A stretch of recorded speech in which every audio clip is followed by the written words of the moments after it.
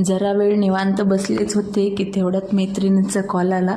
ती म्हणाली, तू तर खूपच वेगवेगळे व्यंजन सध्या बनवत आहे, पाककृती सुरू आहे, तर 31 स्पेशल काय आहे? तिला म्हटलं थोडंसं थांब, माझ्या चॅनलवर नक्कीच एक व्हिडिओ येणार आहे 31 स्पेशल असं झणझणीत, तर तू एन्जॉय कर. तर इकडे आहे तोपर्यंत मटकी भिजलेली होती. मटकी घेतली, स्वच्छ धुवून घेतली, त्यानंतर त्यामध्ये पाणी घातले, 1 चमचा मीठ घातलं, पाव चमचा हळद घातली, छान मऊसूद अशी शिजवून घेतली. पाणी वेगळं केलं, मटकी वेगळी केली. पाणी आपल्याला फेकायचं नाही, आपण पुढे वापर करणार आहोत. त्यानंतर इकडे कढई ठेवली, त्यामध्ये थोडंसं तेल घातलं, 2 ते 3 चमचे, अर्धा चमचा जिरे घातला, मीडियम बारीक केलेला कांदा घातला, छान तळून घेतला. त्यानंतर इथे जे आहे मी मसाला बनवलेला होता घरीच, मिसळ मसाला घातला आणि पाव चमचा हळदी घातली. हो, मिसळ मसाल्याची रेसिपी हवी असेल ना तर पूर्ण व्हिडिओ बघावं लागेल आणि खालील दिलेल्या त्रिकोणी बटनावर क्लिक करून व्हिडिओ पाहू शकता.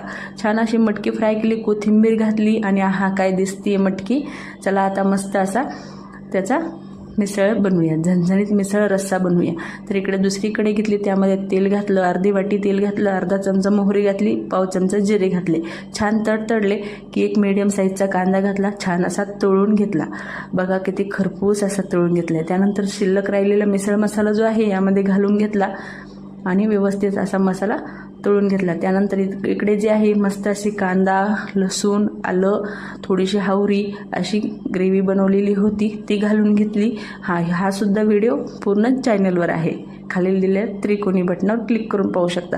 झाकण देऊन मस्त तेल सुटेपर्यंत तळून दिलं. त्यानंतर इकडे जे आहे 2 चमचे काश्मीरी मिरची पावडर घातली, लाल छान असा कलर येण्यासाठी. आणि ज्यावेळेस आपण काश्मीरी लाल मिरची पावडर घातली त्यावेळेस आपण परत 1 चमचा तेल घालायचं आहे. परत थोडंसं झाकण देऊन 1 मिनिटभर तेल सुटेपर्यंत शिजून दिलं. आणि इकडे जे आपण मटकीचं पाणी काढलेलं होतं बघा, ते इथे मी वापर केलेला आहे, अजिबात फेकलेलं नाही किंवा टाकून दिलेलं नाही. छान असं पाणी घातलं. तुम्हाला हवं तसं कन्सिस्टन्सी ठेवून तुम्ही पाणीचं प्रमाण जे आहे कमी जास्त करू शकता. झाकण दिलं, छान अशी उकळ काढून घेऊया. आणि काय अशी तर्री आली बघा वरती, अशी तर्री आली की म्हणायची आपली मिसळ जी आहे छान अशी तयार झाली. तर अशी कोल्हापुरी झणझणीत मिसळ जी आहे तयार आहे. कोथिंबीर घालूया मस्त अशी. आणि चला आता वाट न बघता पटापट सर्व सुद्धा करूया. अगोदर इथे एक डिश घेतली, त्यामध्ये अगोदर मटकी घातली, त्यानंतर छान असा मटकीचा रस्सा घातला मिसळचा.